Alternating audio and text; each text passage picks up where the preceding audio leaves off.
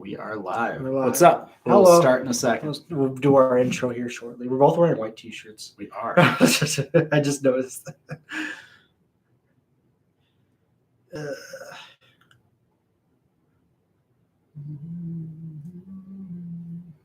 Copy. Mama, we're all gonna die. Okay, now we can Get copyrighted for singing again. we might. Oh well. Did it work? There we go. All right. And I'll just send it to Billy.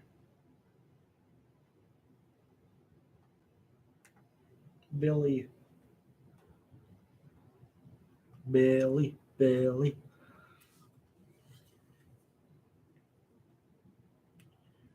know, this is the longest I never cut my hair. Really? Yeah. How long are you going for? I don't know. I was like, do I want to have it? Like, it's long. It's long. All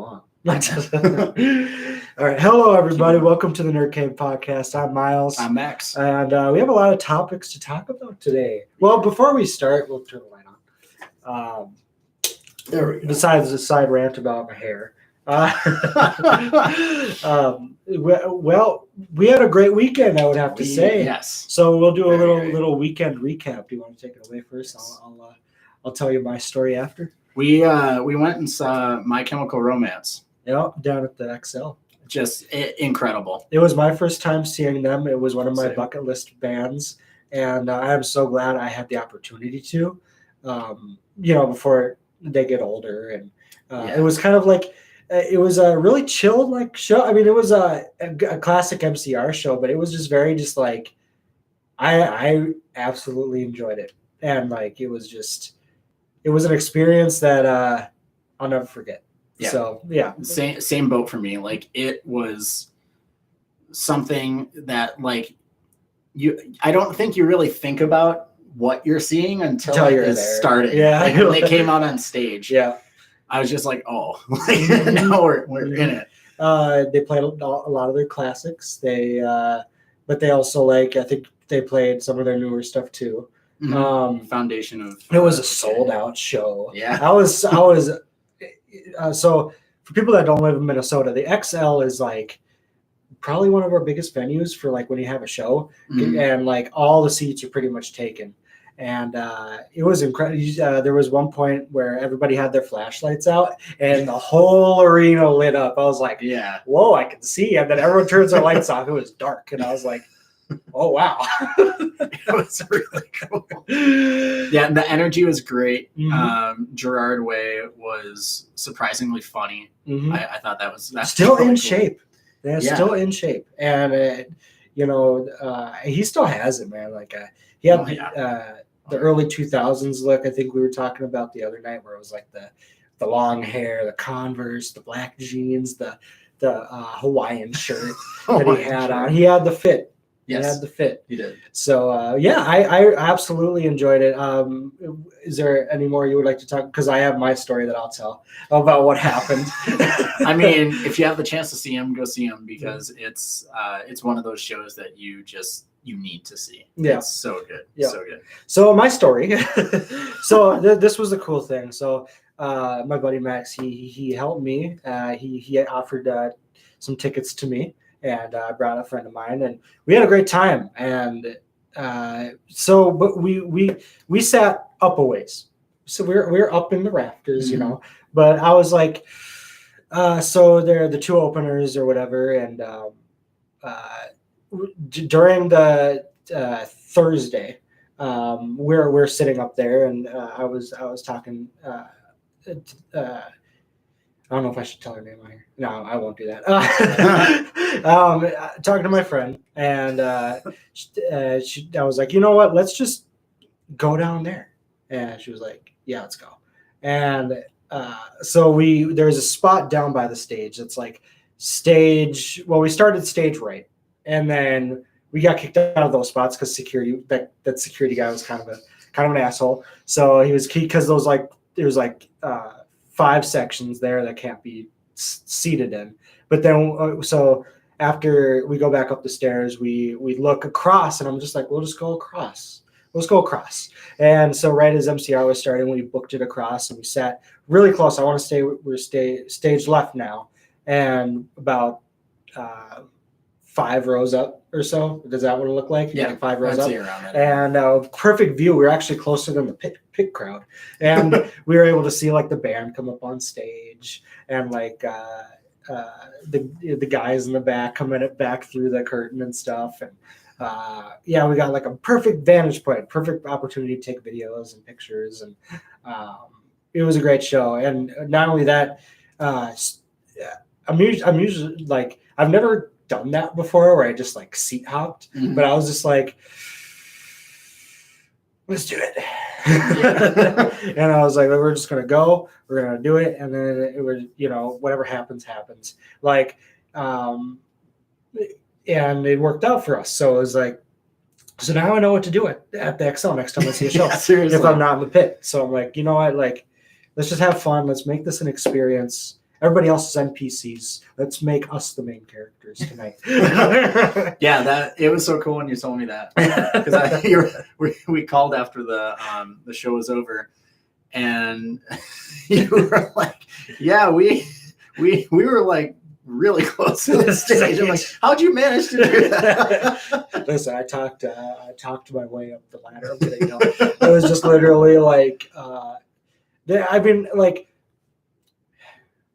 Unless you're fearful of the security, because it depends really, because depending on who's in charge and who's watching seats, like it depends whether or not they'll make you show tickets or not. Yeah.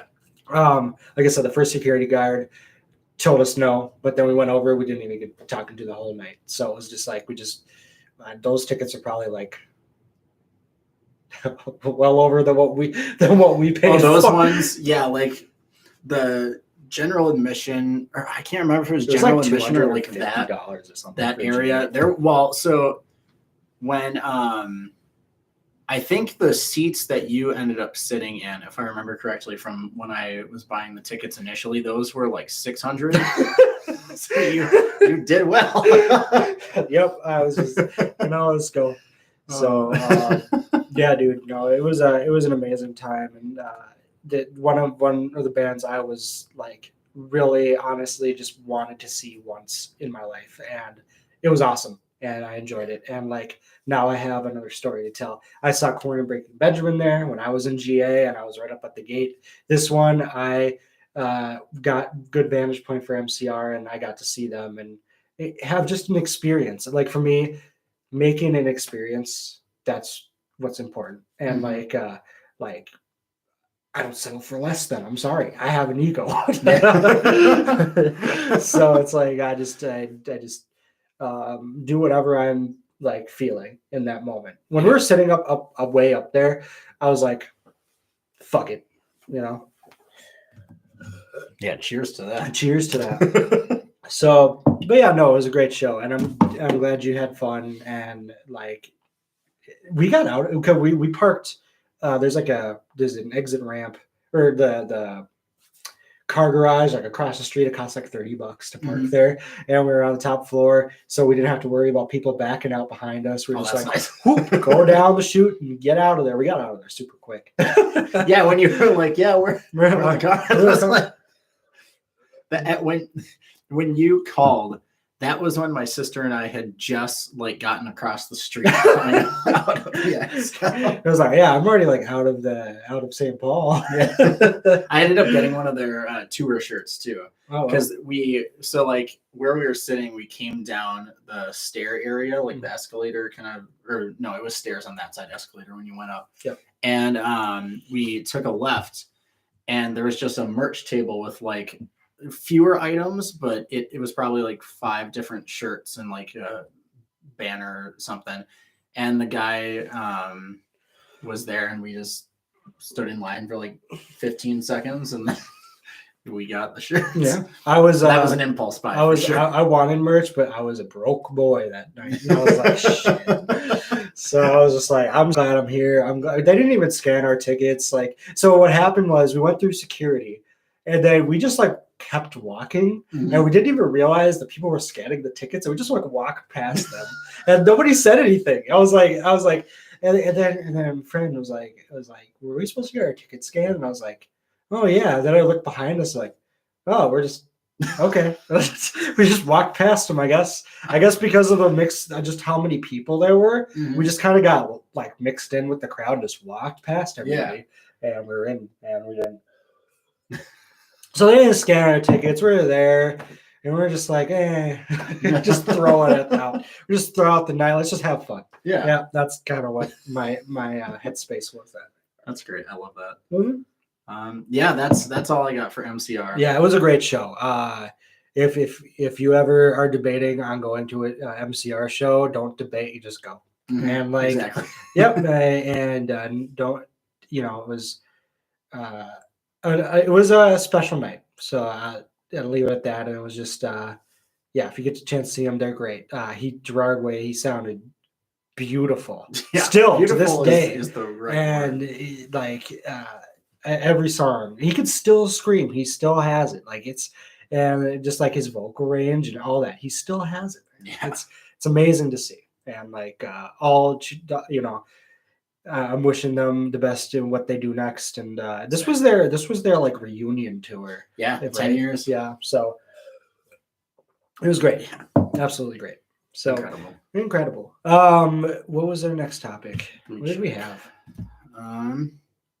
Let's see. I don't remember. We got the Flash, D23, Andor, and music. All right, let's get your boy out of the way. What's up with the Flash? Boy, Ezra Miller. Yeah, Ezra Miller. Well, actually, I haven't just checked generic Ezra Miller news today, so let me do that and see if we have any, typical news.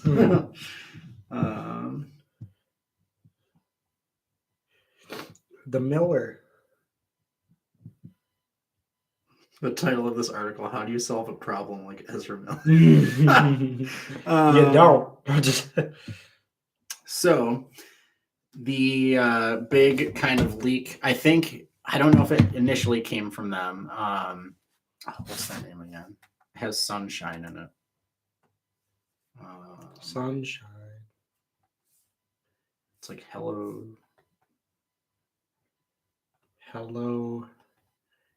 my darling. Hello, I'm kidding. Oh, My Time to Shine. Hello. Yeah. I don't know if it initially came from them, but I think that's where I saw it. That Ezra Miller is done. Over somewhere. You're on a frame. I didn't notice. That Ezra Miller, no matter the outcome of the situation, they're not going to have him return as the Flash. Okay, so I figured that was the case. Yeah, but it sounds like now it's more official, which the story continues. Yep. With the whole situation, like I said, like I think they want to distance themselves from Ezra Miller as much as possible because of all the stuff that all the controversy that he's caught up in. Yeah, and it's like, because like his name being on a project, it tarnishes the name, and it's like it tarnishes the project because of this actor that's doing all this bad stuff. Doesn't matter how well the other actors perform because of that one actor doing all the bad stuff. It blackballs the whole movie, and it's like so it gets caught in this what I call development hell, where it's just like, do they release it? Do they not release it? What do they do? And it's like, there's a lot of people that worked hard on it, and there's a lot of people that did a great job on it, but it's like, do they release it because their main actor is doing what he's doing? I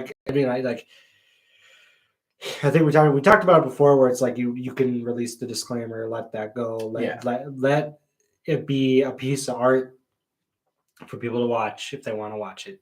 But it's like, yes, they want to distance themselves from further projects with that person.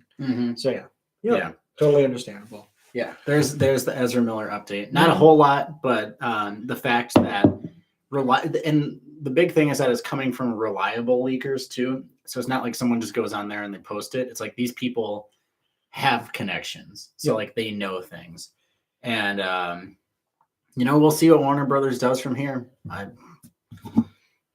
Anybody's guess Anybody's as to what guess. they're gonna do. Anybody's guess. Our next one is we're gonna finish up the recap we were doing last week with D23. Yes. So after the weekend, so some more stuff came out. So we got an official Andor trailer for Star Wars. That's really good. I'm super hyped about it. I think they had like a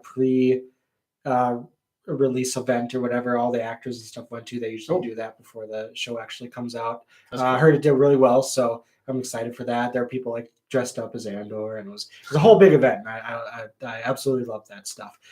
The other controversial thing that came out at D23, this is controversial in a way where it's like it's gone viral, and it's like I see it all over TikTok, I see it all over it's a Little Mermaid. Did you hear about this controversy where it was like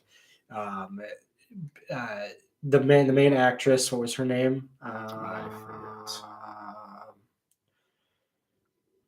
I'm gonna look it up.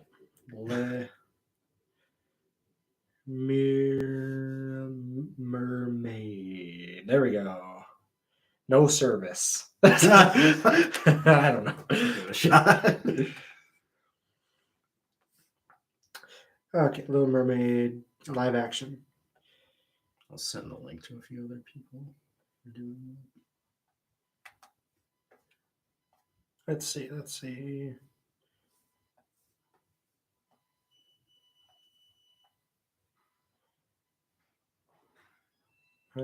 Somebody's home. Yes, I think it's Sam. I believe he's the one who's home. Can I find the cast? Okay. Halle Bailey. Yeah, Halle Bailey. Not Halle Berry, Halle Bailey. So I won't talk too much on this because it's controversial, and you can be on both sides of the argument, whether because on TikTok, like the one thing I see is like it's creating this thing in Hollywood where it's like they're trying to be like diverse in movies and like the whole like woke culture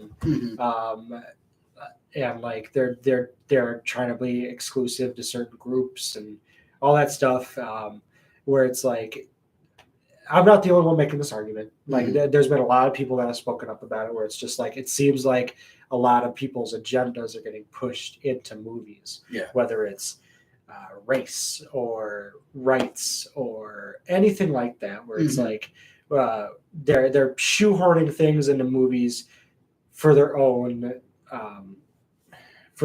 like agenda. So it's just like yes, the lead actress is African American, and but then like I've seen African American people also have the issue with it because it feels like there was one video I saw where it was like this one dude was like he was like why doesn't our culture make our own cartoon movies? Because why do we always have to redo movies with an African American woman or vice versa when we should be able to make our own movies? And this was coming from an African American TikToker, and he was just making the point like we should represent our race in a different way than just trying to put somebody in our ethnicity in those shoes. Which I thought, looking at that from the outside, I might not have the liberty to say, how things should go or what it is, because it's a very touchy topic, right? Yeah, it's like you're teeter-tottering. You're not trying to be, you're not trying to like be one-sided about it. You're trying to look at all the aspects of it, and it's like I can see how, yes, Disney has become that, because you look at other live-action movies of what they've done in the past, where it's like they shoehorn somebody else to fill the shoes of that actress or actor for their own agenda, whether it's LGBT or whether it's race or whatever it is. And it's like, but you see the lash out on both sides, where it's like people don't think it represents, what that culture is. So yeah, that was just my little take. That's the like big drama with it, Mhm. and that's what I got out of the story. Like if I'm completely wrong, like somebody call me out on that, but that's what I got from all the everything that's kind of been like the drama behind it and everything like that. Yeah, I would say you represented what's Right. going on really well, and I Mhm. think like I see both sides of the argument. Like I see where people are saying like I don't know there's a joke that I always think of, and it's like with the whole like I don't know if it's a good when I think race bending is what people are calling this, but it's always gingers who are It's replaced. But red, yeah, it was like this is what it is like. Why is it always redheads? Yeah, he stopped the video. He pauses. He's like, it's always redheads, isn't it? And yeah, I think it comes down to a lot of people wanting to see the like exact version of the character that they like grew up with, especially for this one. At least that's the argument that I've seen a lot of people make about it too. No, I did. So yeah, it's is it still something that people are arguing about on Twitter? Yeah, I mean, like I think it will until the movie comes out, but it's like something that's been in the circulation ever since the trailer came out from D23. Yeah. So it's like that was one of the big hot points. Yeah, it's definitely. Yeah, people are still talking about it. Yeah, it's a topic, and it's like I would never try to be insensitive toward that in any sense of the form, in any sense of the word. So it's it's. But again, it's like I see the argument, and I see why some people do not like it being represented. Because of this woke culture, this cancel culture of like, all right, we had to put this agenda, like take the movie, put our agenda into it, and it'll be great. But it's like, not really. It's like, and it's like with Doctor Strange 2, that was one of the issues I had where America Chavez, her like they have the whole thing with her moms, and it's like it felt very shoehorned in because it didn't have a reason behind it. Like I wish they showed, like with that instance in particular, like show us what her life was like then, not just like have them like say it as a thing, like make it part of the story. That's what I have a big issue with when it's just kind of put there. Like even if it's shoehorned in, if it's written well, then it should flow and work. But I've noticed, like specifically with Marvel doing it, it's like you need to make it part of your story and not just be like, hey, this is here and then move on. So it's like one of the big people are starting to see past a lot of this like agenda based movies where it's like people are starting to call out like companies for doing this. That's why it's like you didn't see it much 5 years ago, but now it's like people are starting to see, because when you force something on an audience, that's just like they could see past it. They will rip it apart. They'll just be like, why are they doing this? Because people have questions like, why are they doing this? Why this? Why that? Like, and then you see it everywhere where it's like people will discuss the argument. I've seen great discussions, and some people are very civil about it, and it's and it's like make sure it's civil and make sure it's like not be like, oh, because I'm not seeing this movie because she is the ethnicity she is and not this white woman or whatever it is. It's like it's like you're not seeing it because they're putting their agenda into the movie. So but that's the big controversy from D23 that everybody's talking a lot about. Oh yeah, definitely. Speaking of D23, that Secret Invasion show, I can't wait for that. Oh yeah, that trailer looks so good. And finally, it has more of like I don't know if serious, because it's Marvel, you know, they're going to Yep. have their jokes and stuff, but like the whole street level kind of Eric Voss of New Rockstars compared it to Agents of S.H.I.E.L.D. Okay. feeling, which I definitely got the vibe of too, which is really cool because, as you know, that's my show. Agents of S.H.I.E.L.D. is my show. So. Yes. Okay. There was a Loki 2 trailer or season 2 trailer that came out from D23, supposedly. Not for us. It might have been one of the exclusive things. That Okay. New Rockstars talked about it. Oh. No. Now I need to look this up. Loki season 2. What are you talking about, Eric Voss? Mm-hmm. Let's see. The Santa Claus TV show with Tim Allen. Oh, yes. With the original cast, I believe, are coming back for that. That's yes. So. Yeah. Yes, I know Tim Allen. Mm-hmm. I can't stand these commercials. I don't care who they're for. You don't have YouTube. I'm gonna get it just because of the amount. I watch way too much YouTube. Political stuff. I'm getting. I watch way too much YouTube. I'm one of those people that's like, I do not have time for this. I'll pay. Yeah. I'm one of those people. Even though it's like you could totally like get it for free somehow, but I'm just like, fuck it, I don't care. Let's see. Oh yeah, so it sounds like it was a D23 exclusive. Yeah, there were a couple exclusive things. There was some Marvel stuff that was exclusive, which was like Captain America, I think, was an exclusive one. Yeah, they put up at least, I don't know if they had any footage for that.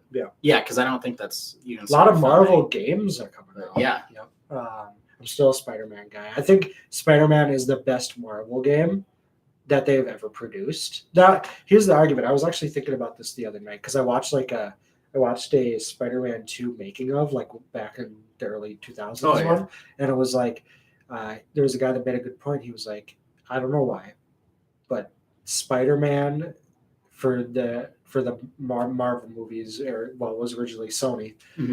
They said like that those are like the big games that sell, and like no other superhero games sell as well as Spider-Man. And he broke it down. He's like, he said like, I don't know if it's like the open world aspect. I don't know if it's the like guy living double lives aspect, but he's like, something draws Spider-Man more than a lot of the other superheroes. Not saying the other superheroes aren't valid, but he just made a good point where it was just like, Spider-Man's a draw. No matter what, it will always be a draw. And Tobey Maguire is always a draw because of those original 3 movies. And it's like, he's just like, whenever any Spider-Man comes out, whether it's Tobey Maguire, Andrew Garfield, or Tom Holland, it's like those make the money. And it's like, even the Miles Morales, all bangers. And it's like, I don't know, he's just like, it for him, it's just like, it occurred to him that it was like, it occurred to me during watching the video, it was like, yeah, like for some reason, Spider-Man it just does super well. I think it's all the things you said. It's like the whole idea of the open world, double life. And like all of those, I think, play into just the game having story, and where I think a lot of other superhero stuff, and like, you know, as you know, I'm not super heavy into games yet, because there's ones coming out that I'm interested in, so I'll probably buy a console. But like I think Spider-Man and Batman, those are the two that have always had story and like intrigue beyond just like, hey, you're gonna fight villains. So I think those games, they put a lot of time into making it feel like the characters, because they've always had that, you know, putting you in the shoes of that person. Like I remember playing the original Spider-Man on the original Xbox, and it was a lot of fun. Like it was like open world, and you're beating up bad guys. That was like my first like experience with like an open world game besides GTA 3. And it was like, you got to play as Spider-Man, swinging around, beating people up, and like going through the sewers and beating up bad guys. And the like, you didn't just have a Green Goblin in there, you had the ones from the comics in there. I don't know, it was like a whole experience. It was great. And like I don't know, like we'll see how the newer Marvel games, like I think like the Captain America game and Black Panther game, and all that. Guardians of the Galaxy, I think. Is Oh, coming out Guardians of the too. Galaxy, yeah. So it's like I'll definitely like look into those and see how they are and all that. But yeah, for some reason, the Batman Mhm. and Spider-Man,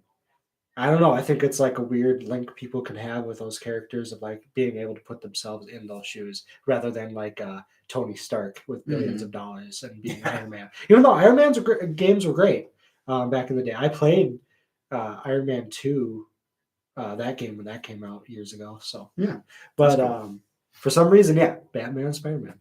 It's just a weird gaming phenomenon that's just like those games just do really well. They're the ones. So They're the ones. what else came out from D23?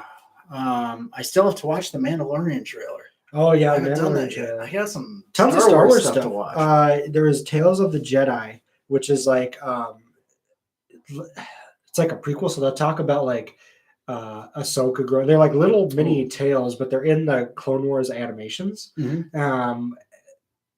So I'm excited about that. So they're going to be like jumping through different characters like Mace Windu, Ahsoka, probably Obi-Wan and Anakin, and all this stuff, just like little mini side stories. Yeah. So I'm excited for that. That's going to be cool. Can you imagine if you said Samuel L. Jackson's character? Yeah. Wait, what's his name again? Mace Windu. Mace Windu. Yeah. I don't know why I forgot it. Can you imagine if by doing this, it's like this is somehow the way they announce it, his character's return? He's coming back. I'll have to see if he should be. I thought I did hear a rumor that he was voice acting his character, but I'll have to double check that. Oh, I'm sure he would. In between everything else he does. Everything, yeah. Let's see. The Simpsons Cinematic Universe reveal. That was an exclusive thing. Disney. So there was this Disney game that came out. I don't remember what Disney game was this. Disney game. Is it Dreamlight Valley? Dreamlight Valley. Yes. So this is like this game is like a Dreamlight Valley is a game where you're like in the Disney like it's kind of like, what the hell is that game called? Not Farmville. No. The one that everyone was obsessed with on lockdown. Animal Crossing. Animal Crossing. There we go. It's like I have to remember. It was like Animal Crossing, but in the Disney universe. So you have. That's cool. I think people were. Guess who Tom Nook is in that game? It's freaking. Oh God, Mr. Scrooge. No, not Mr. Scrooge. Yeah, Mr. Scrooge. No. Who's the duck? The one that likes money. Fuck.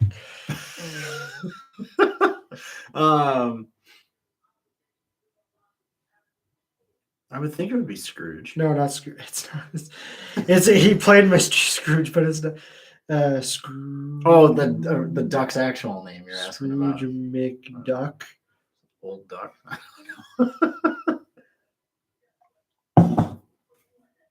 This one, the one with the glasses. That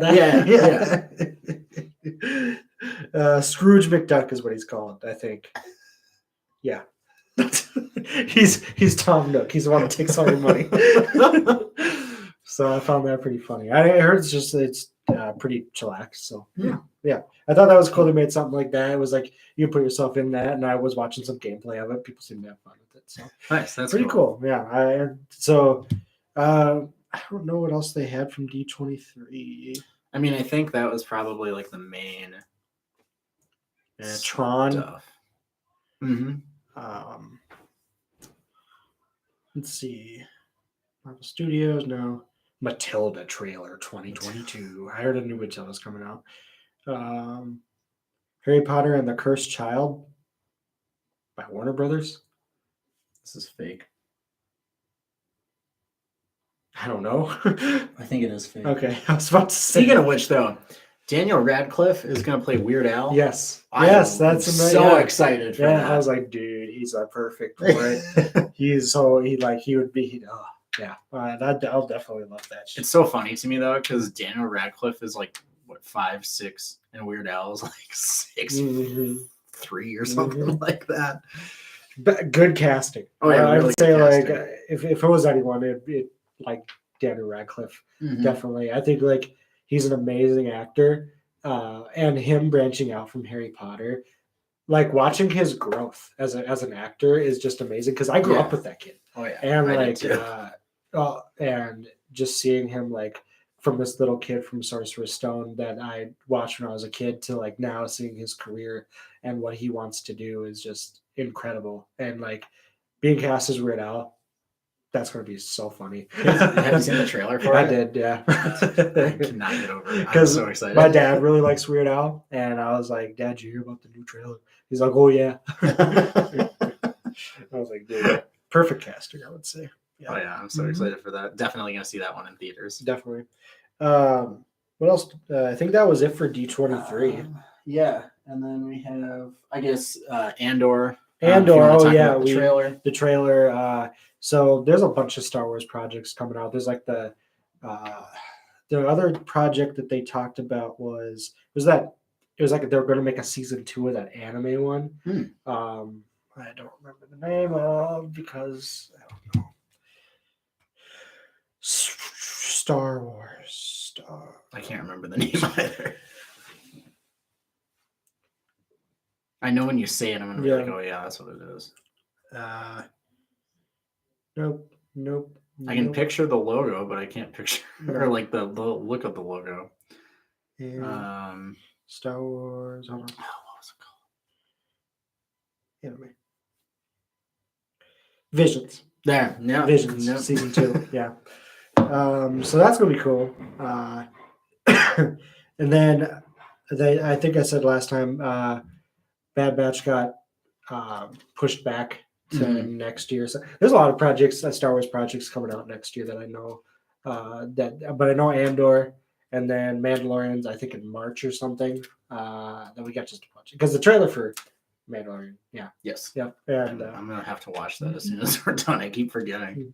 So I'm excited for all the Star Wars stuff coming out. There's a lot, so it's just like, all right, just hold on, just one thing at a time. But I think I'm gonna like the Andor show because I always have been fascinated with like the underground, like crime syndicate stuff, like what goes on and like what kind of stories can you tell about the stuff that's not just about Jedi and Sith, and I love that stuff. Don't get me wrong, but how about the smaller characters and what they have to deal with? And like, for me, it's like exploring the worlds more, going to more like worlds besides Tatooine. I love Tatooine. Don't get me wrong. We can only handle sand so much. We all love that desert. Can only handle sand so much. I understand why it's an important part of Star Wars. I understand why it's like a vocal point. It's like it's like the world where everything started and where everything ended, and it's like, but like let's branch out a bit. Let's see the underground. Let's see the cities. Let's see like that grittier kind of darker stuff. That's why like in Obi-Wan when he had to leave Tatooine, I was like, oh, we're going on an adventure. We got to see all new worlds and like yeah. So I think it really, like you said, the world building, it really helps develop that. And that's why I like The Mandalorian so much, because it brought me more into just the way that Star Wars is. Like, the movies, and they're very, like, not contained, but I think with The Mandalorian, a character like The Mandalorian, you have the opportunity to really explore more. And then now with Andor going into it, I still have to watch Rogue One.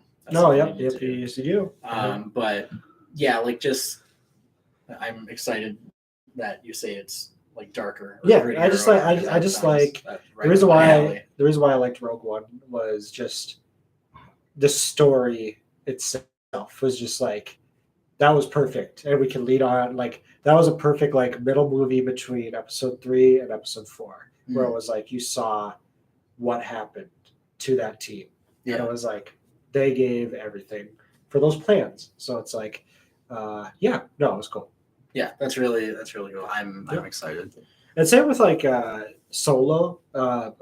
Solo was like got mixed reviews, but I enjoyed Solo because it was focused on Han Solo, who was a smuggler who had this fancy ship known as the Millennium Falcon, and it was like, how did he get it? And it was like Daniel Glover was perfect for Lando, and it was just I don't know. I liked that cast really much. I resonated with I forgot the guy who played Solo. I don't know. I could put myself in his shoes, and it was just like, yeah, I get you, man. So I don't know. I really enjoyed Solo, and I really enjoyed Rogue One because those were good side projects. For me, anyway, they were good enough to be like those fit really well in Star Wars. Yeah, and yeah.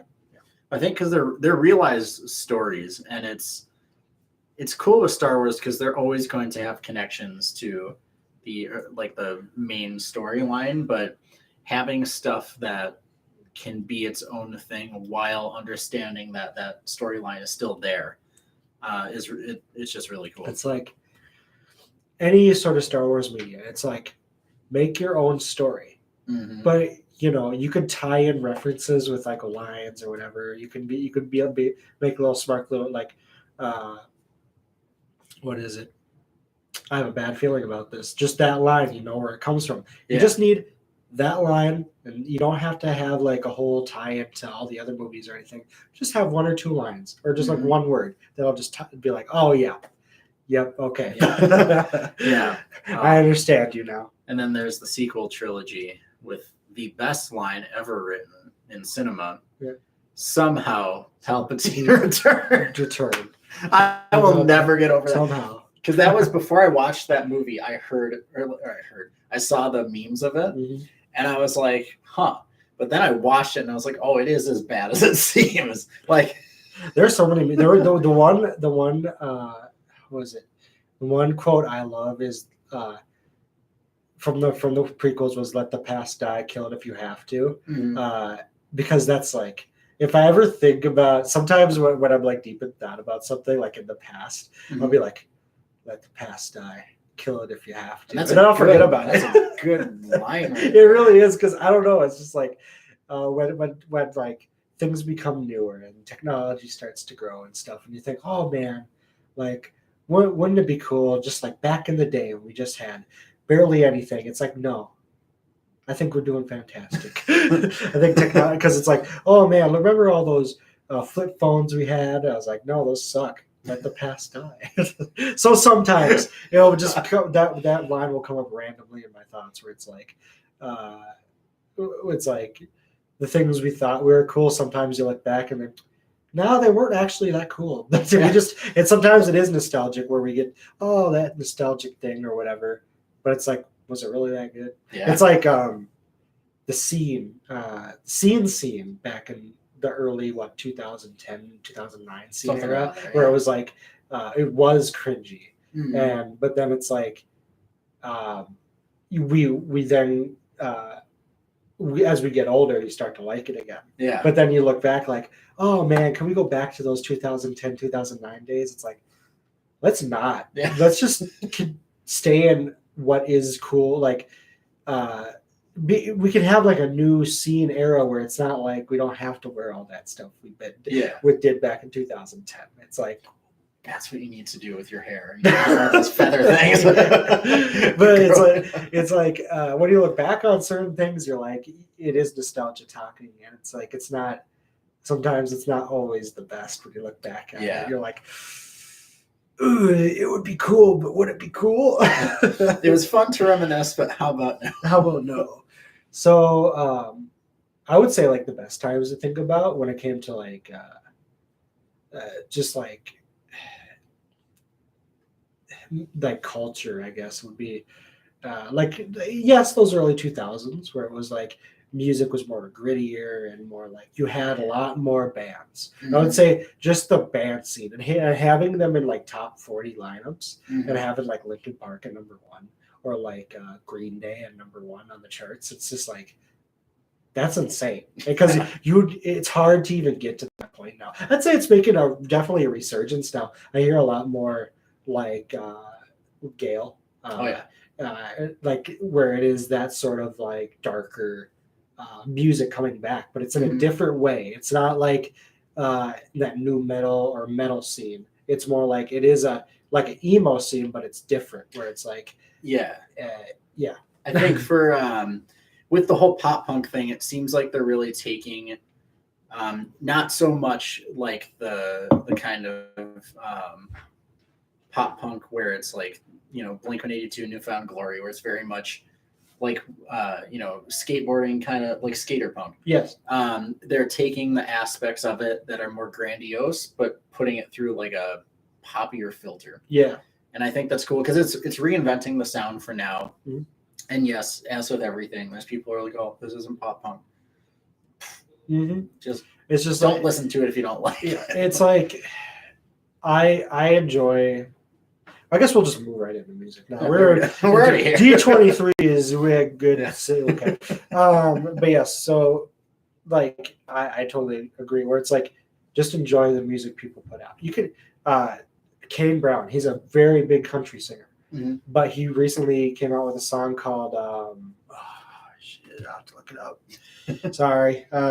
Is it that one country song that I'm hearing on all the? No, it's not a country song actually. Oh, okay. It's called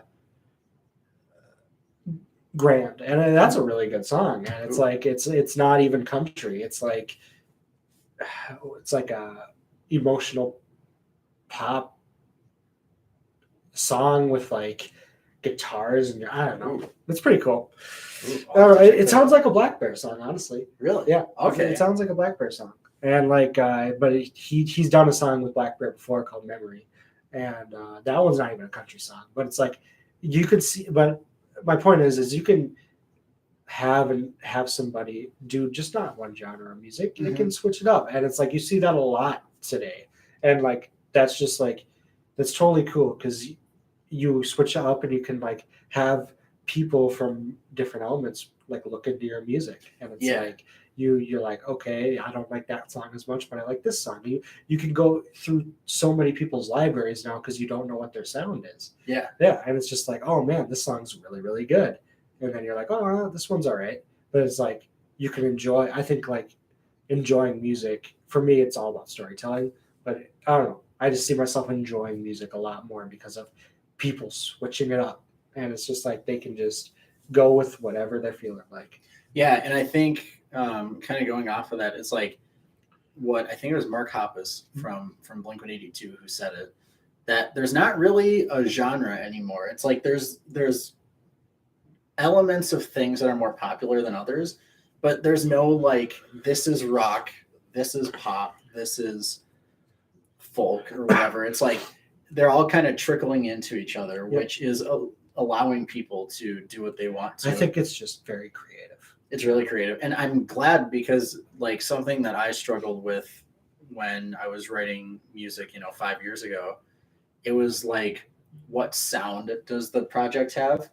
And so now it's just kind of like, you are the project. Your sound is whatever you want to write. And I think that's really... Yep, I'd say for me, like cool. It's you take every song as a single. You don't have to like a lot of the time. It was like, all right, this album has to sound one thing, like one thing through the whole album. Yeah, it's not like that anymore. You don't have to. It doesn't have to. You can make 12 songs. You can make 5 songs. You can make 3 songs. You can make 7 songs. Like you don't have to. And it's like, do you release an EP or do you release an album? It's like you don't have to worry so much about. It's just like how much effort do you want to put? I would say it's like put effort into that one great song, and always put good effort into every song you make. And it's like you don't have to worry about it just being one thing continuously throughout. There was one person you mentioned the last week who was that the clowns or whatever. Clowncore? Clowncore, where it's just like their whole thing was just noise. Yeah, that's the album right there. Just press one button to hold it. Like the intro to MCR. Yeah, that thing was cool though. I don't know their little glitch thing. Yeah, I always liked like glitchy like if I ever had if I was ever on stage and you had those LED screens or whatever, it'd be very much that glitchy, like staticky, like Yeah. TV-esque when the words would be all black and they'd be like, Yep. be messing around with the lights. And that is so like I could see myself doing something like that. Because I used to in the band I was in, I used to be the like DJ person doing all the synths and stuff, and doing that I discovered a lot of sounds and like glitch because I gravitated toward that glitchy DJ like scratchy stuff. Yeah, because I don't know, to me that stuff's just like cool. It's really cool. Yeah. So, but no, like I would say, these days in music, I think you don't have to try so hard to be something you're not. I would say it's like a creative thing where it's like being genuine to yourself, and it's like you're not trying to like push a song because you have to. It's more that you want to, and I think record labels and stuff, they might get in the way of some things, but it's like I don't know. Like recently, it just seems like artists have, and I could be completely wrong about this. It just seems like artists can do a lot more things they want to do and not be forced to make like an album of 12 songs and have to release it. Like, yeah, you're definitely accurate with that, and it's even like to the point where record labels are pushing for smaller projects because it's easier to promote and have consistent releases. So yeah, that's definitely a thing. It's like people are just making stuff and putting it out, and I think it's cool because it's, for me at least, it's like, sometimes I don't want to sit down and listen to a whole album, but now that everybody's putting out a lot of singles, it's allowed me to just kind of check artists out and find new people to listen to. Yeah, so I've discovered really cool.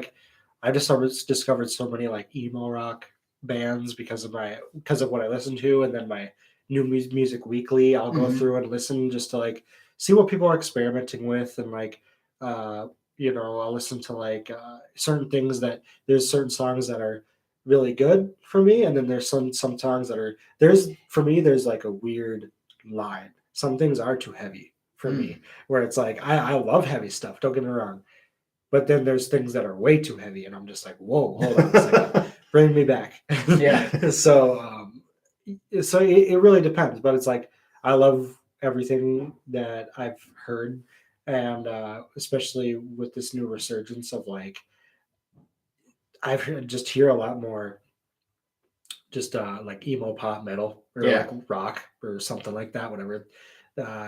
And it's just, I'm glad to see it's getting the recognition that I think it deserves. And I think it's definitely getting the push that we haven't seen in a very long time, where it's like, early 2000s was like new rock or new metal and like rock and like metal-ish, where it's like, it took time to get to where we are.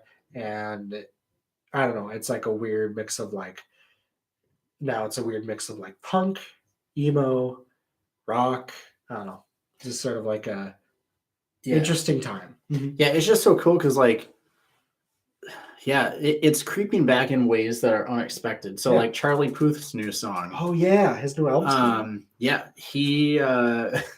He put out a song that I would describe as like kind of typical Charlie Puth. Yep. But it has a little bit of like an indie rock influence at parts of the song, and then at the end there's like drum fills, and I was like, hey, that drum fill sounds familiar. Travis Barker drummed on the track. It's like, it's really cool just seeing artists have the ability to just kind of be like, hey, I want the song to sound this way, and do it. And the main music news that I had that I'm so pumped about, new Paramore song coming out on the 28th. Right. I forget the name of it. Let me look. Are you talking about I Don't Think I Like Her? Is that the song? Whatever his newest one is. Yeah. Let's see. Yeah, but I know I was Charlie Puth. I've been a fan of his ever since he pretty much started like See You Again was the first song I heard from him. And ever since then, I've been a fan. So I listened to all his stuff previous after I heard that song. And then I just kind of kept up with him. So like I listened to uh, what was his last two albums, which were Voice Notes was one. Mhm. And then what was that? I think 9-Track Mind was his like first album he released. And that like made me fall in love with like his sound. Ooh, I'll have to check it out. 9-Track Mind, which is the one he released back in 2016. Tons of good songs on there. And then he made a deluxe edition with some extra tracks. And then, yeah, I just kind of just followed him and just kind of like listened to his sound and stuff. And I follow him on TikTok. It's got a little bit of an ego, but who doesn't in that? And he's the kind of person who has an ego, but like it's only because like himself and everybody else knows how good he is. Yeah. Like he has perfect pitch. He does. He really does. It's like yeah, we get like do your thing, Charlie Puth. You really kill does. it. Like, there's the Paramore art for the song, and then it's called "This Is Why." I saw you share that. So excited! I did see you share that on the Instagram. I was wondering what you were talking. I was like, are they coming to Minnesota? Oh, I wish. They're doing like a small tour right now, or pretty soon. But I hope once the album comes out, because it's pretty much like confirmed that they're doing an album. Actually, I think it is confirmed. I think Haley Williams confirmed it. That's cool, man. Yeah, I will see them. I don't care how much tickets are. I will go see them. I was like, yeah, no, it's just cool. Like you even see, bands from the early 2010s where it's like kind of making a comeback. Yeah, where it's like you see a lot of these artists that we listened to, they kind of disappeared for a minute, but now they're kind of making a resurgence back of like, oh, like we have a chance, or like we have an opportunity to make music again, because I think it is that nostalgia thing where it's like I think people really miss those bands because a lot of them kind of just like died off for a while. I would say around like the 2012 to like 2015, it was just you didn't really hear a whole lot of stuff from. It was mainly like hear a lot of trap and a lot of rap and a lot of like. I mean, there are still bands, obviously, but it wasn't as popular as it is like kind of resurging now, and it's like. I'm glad. For me, it's all about just like real instruments. I love the sound of real instruments. You can put a filter on them, whatever. But the fact that it's like a real drum or like a real guitar, and not like a just like a you can tell when something's in a kit, and you can tell when something's an actual instrument. Yeah, like there's a different emotion to it. And with the electronic stuff, it's like there's absolutely a time and place and sound and all that it works with. But there's just something about real instruments that I think, and like that's why I gravitate towards rock, because it just there's that emotion there. And I love the state music scene right now. I really do. It really is, yeah. State Champs is another band I've always been listening to.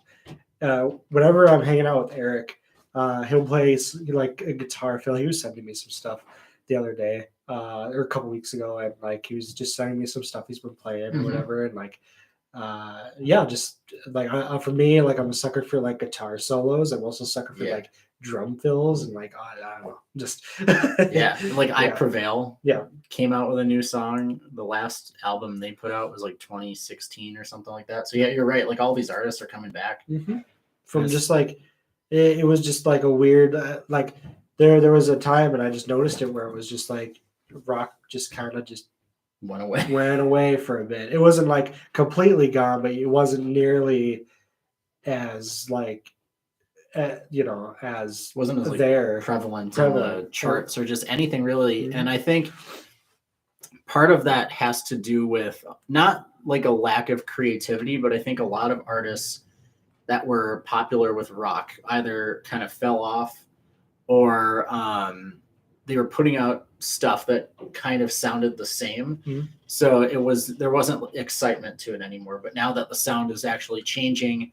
and it's back in a way that is unique, I think a lot of people are wanting to gravitate towards it. Yeah, and I also think, like, believe it or not, I think social media has something to do with it too. TikTok, I think, helped a lot of creators and I don't know, a lot of people started to when TikTok became really big in like 2020. Mhm. A lot of nostalgic things started to come back, Oh, yeah. and it was just like there was this push of like I don't know, just like a lot of music and a lot of different artists coming out with like indie stuff, and not only that, but I just think like social media in general, it was just kind of like helped a lot of people be like, yo, you know, I think, you know, this song was really great back then. It was just kind of those things that kept getting pushed further and further up. And it was like, yeah, this stuff's cool. And I think it did help it. Yeah, and like TikTok especially, you have artists like Jaden and who's the other one? Lil Huddy. Like these artists that are bringing you know, pop punk and rock back to that side of things. And because they have you know, an influencer kind of status, that directly goes to the generation that's coming up on TikTok.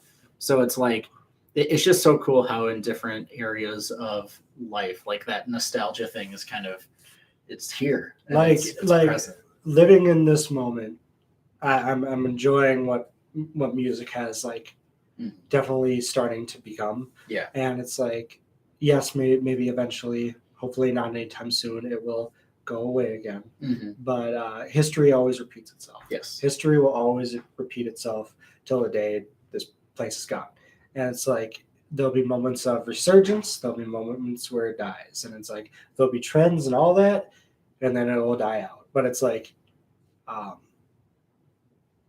you know, I think now it's kind of that time where it's you can release whatever you want, and don't be afraid.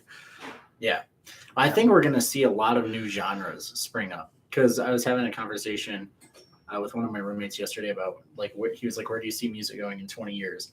And I was like, I think it's going to be a lot of one. I think people are starting to gravitate towards a little bit more like underproduced sounding stuff. Like I've noticed with a lot of the songs, like ABCDEFU or whatever it's called. It's like it's a pop produced song, so it has the polish, but like the drums in that's a gritty song. Yeah, and like especially the rock version of it, like those drums are very kind of just like it's well produced, but it's a raw, well produced. I call it like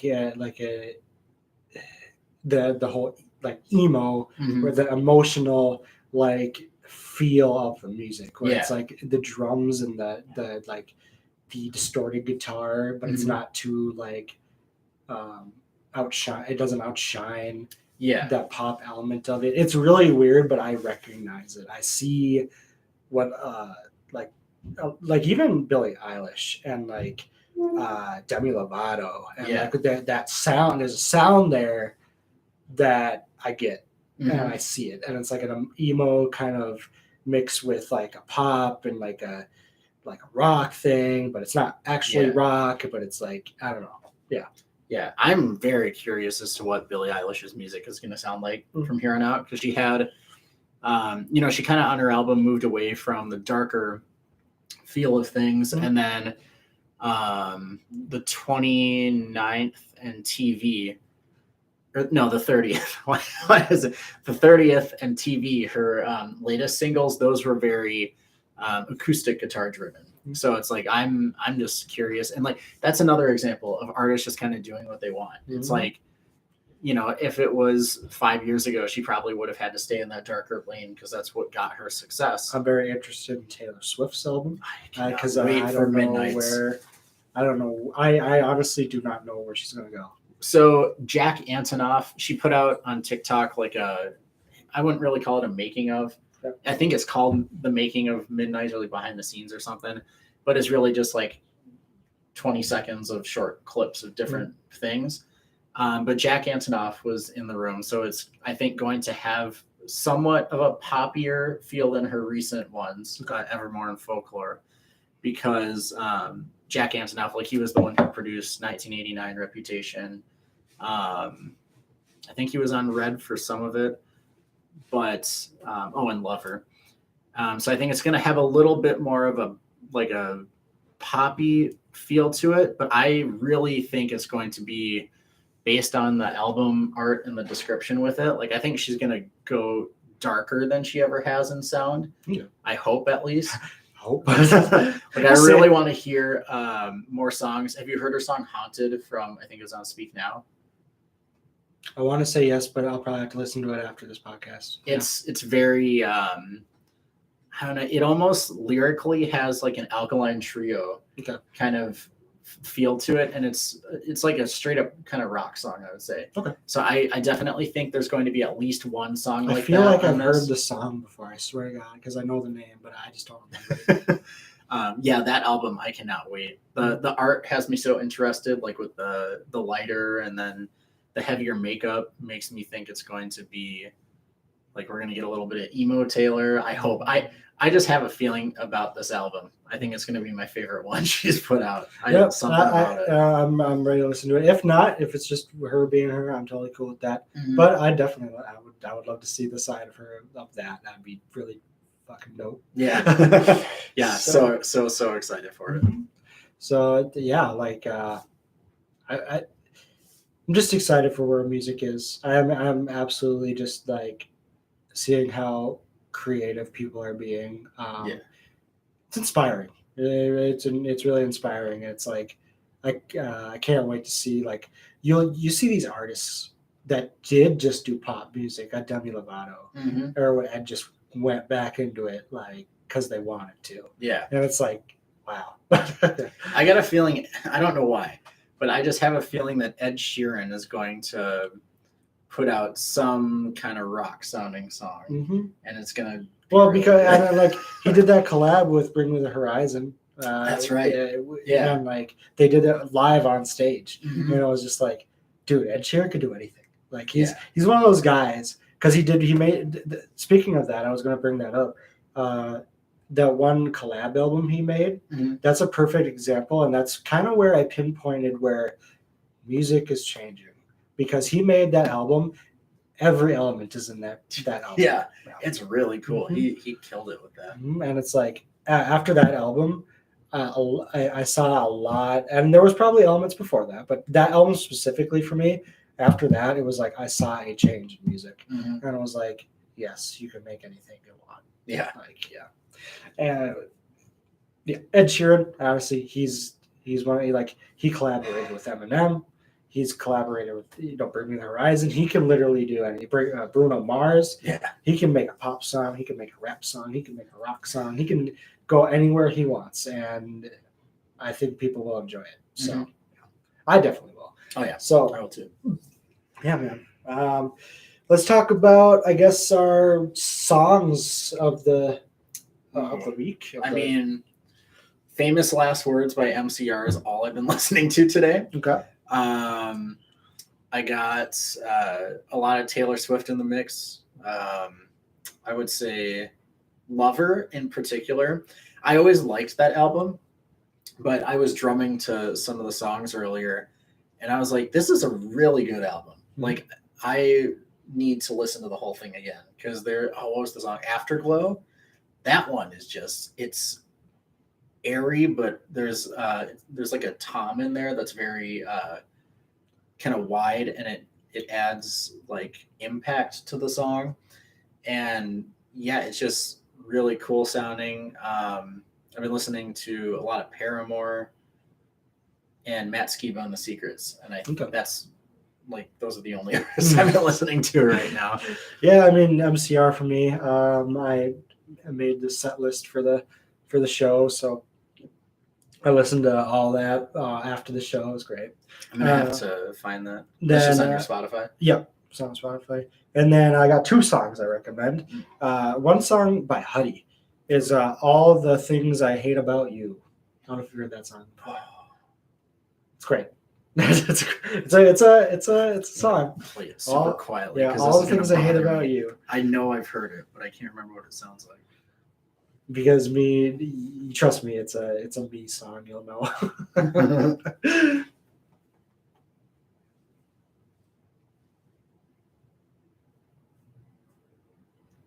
Wait, is that Lil Huddy and he changed his name to just Huddy? Is a little Huddy but Huddy? I don't know.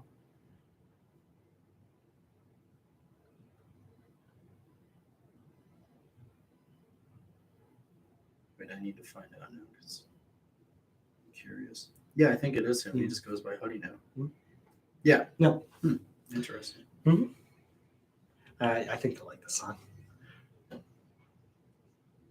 Oh yeah, I mean, so that's one. I fell in love with that song, and then the other one just came out like a day or two ago. "Fuck, Marry, Kill" by Gail and Black Bear. Recommend listening to that one. That one's a great song. It's very like it's a toxic trait song. I'm gonna listen to it. Yeah, that one too. It's like I'd make that shit. That shit's awesome.